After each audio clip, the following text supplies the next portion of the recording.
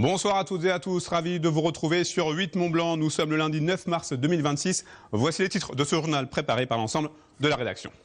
Nous irons à Aix-les-Bains en ce début d'édition, justement, où la ville va se doter d'ici à la fin de l'année d'une unité d'hémodialyse pour être au plus près des patients. Ce choix ne doit rien au hasard puisque la demande de prise en charge s'intensifie mois après mois.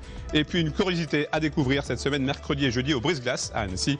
Le quotidien de 9 femmes va être interrogé à travers un spectacle immersif et hybride, mêlant plusieurs formes d'expression.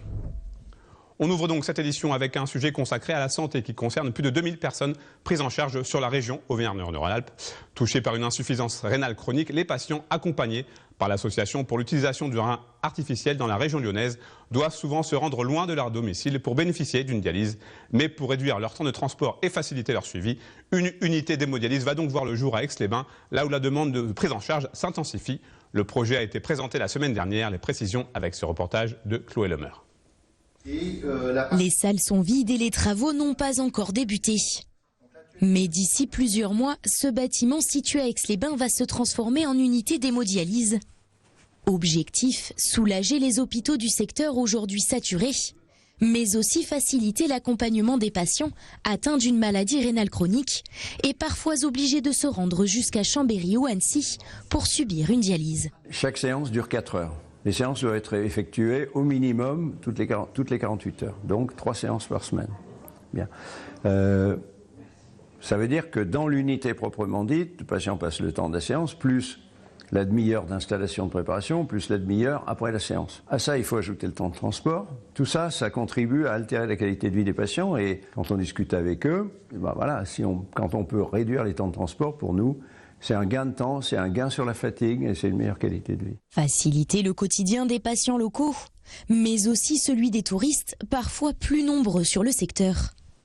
Avec une équipe de 9 néphrologues prévus sur cette nouvelle unité et près de 12 postes de dialyse, peut-être même une vingtaine à l'avenir, les professionnels de santé vont donc mieux pouvoir prendre en charge les malades. Accueillir des patients en dialyse, c'est compliqué parce qu'on n'a pas toujours la place, parce que c'est un vrai casse-tête, cette répartition des patients. Et cette unité va nous simplifier la vie pour que cette fluidité des répartitions des patients soit garantie. Ça crée de l'activité médicale, donc à l'occasion de cette ouverture, on crée un poste de néphrologue supplémentaire et le fait de se renforcer, eh bien, nous rend plus disponibles. Prévu pour le mois de mai, les travaux de cette nouvelle structure devraient prendre fin d'ici décembre prochain. Au total, 48 patients pourront y recevoir leurs soins sur les 300 accompagnés dans le bassin de Grand Lac. C'est une création pour le moins originale qui va être présentée au public du Brise-Glace à Annecy ce mercredi 11 et ce jeudi 12 mars. Dans le cadre d'un projet artistique et scientifique porté par l'Université Savoie-Mont-Blanc, la chorégraphe genevoise Caroline de Cornières et la société annécienne Hyperfiction, le quotidien de 9 femmes va être interrogé à travers un spectacle immersif. Ce dernier mêlera danse contemporaine sur scène, mais aussi réalité virtuelle et intelligence artificielle. L'objectif étant de traiter du quotidien hybride des femmes aujourd'hui, entre tâches de la vie quotidienne et interaction avec le numérique. Les précisions avec Jacques Ibanez-Bueno, chercheur à l'Université Savoie-Mont-Blanc et porteur du projet. Il répond aux questions de Chloé Lemeur. En fait, je suis pas trop dispo là. Plutôt que de faire des entretiens classiques comme on fait en sociologie, comme on fait en sciences humaines et sociales en général, je demande à 9 volontaires, 9 femmes volontaires de Haute-Savoie de s'exprimer sur ce thème du quotidien hybride, à la fois par la danse contemporaine, ce sont des amateurs, et à la fois par une captation vidéo de leur quotidien avec des caméras 360 degrés. C'est le public qui aura des casques et pas les danseuses.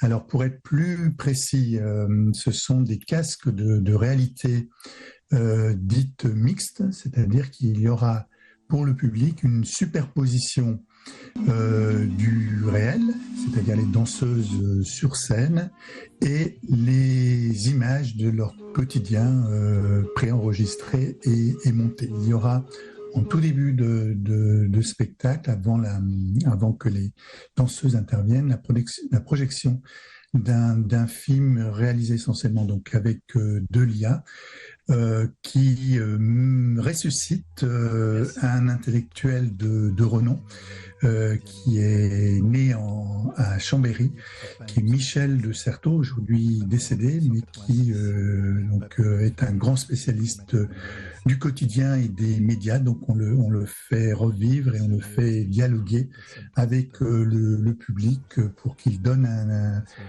son avis aujourd'hui sur la situation des médias numériques. Et comme souvent le lundi, on ouvre à présent une page consacrée au sport. Et bien évidemment, on débute avec les Jeux paralympiques 2026 de Milan-Cortina. Après 3 jours d'épreuve, la France compte déjà 5 médailles, dont un titre olympique obtenu grâce à Cécile Hernandez. La Pyrénéenne, déjà titrée en 2022, a brillamment remporté le snowboard cross. En ski alpin, Aurélie Richard a décroché 2 médailles d'argent en descente et en super G. Arthur Baucher, lui aussi, s'est offert un titre de vice-champion en descente, vice-champion paralympique. Et ce lundi, Jules Ségers signe une très belle médaille de bronze, également en super G ce lundi. La France est ce soir 8e au classement des médailles. En biathlon, après le triomphe tricolore lors des Jeux Olympiques de Milan-Cortina, la Coupe du Monde reprenait ses droits en Finlande, à Kontiolahti en Finlande, justement, la semaine dernière. Chez les hommes, vainqueur de l'individuel, Éric Perrault en a profité pour s'offrir le petit globe de cristal de la spécialité. Le Savoyard signe même un doublé avec celui de la Mastart après sa belle 2e place ce dimanche, derrière le Norvégien sur la Legride. Éric Perrault toujours plus proche d'un premier gros globe de cristal à 5 courses de la fin de l'hiver. Chez les dames, Julia Simon s'est imposée, elle, sur la Mastart. Ce fut plus compliqué en revanche pour Lou Jean Monod en difficulté au tir, mais la Jurassienne conserve un matelas de 176 points d'avance sur sa poursuivante immédiate, Suvi Minkinen. En football, la très belle série actuelle de 7 matchs sans défaite, 7e avec 39 points à 2 unités du Red Star, 5e et barragiste. C'est la fin de cette édition. Merci à vous pour votre fidélité à l'information sur 8 Mont Blanc. Merci à toute l'équipe pour son aide. Tout de suite, la météo avec Thierry Paulme. Et juste après, vous retrouverez les 2 premiers épisodes de nos reportages consacrés aux élections municipales avec les communes de Sallanches et Chamonix avec Fanny Savard. Passez une très belle soirée. Je vous retrouve mardi, même endroit, même heure, pour un nouveau journal sur 8 Mont Blanc.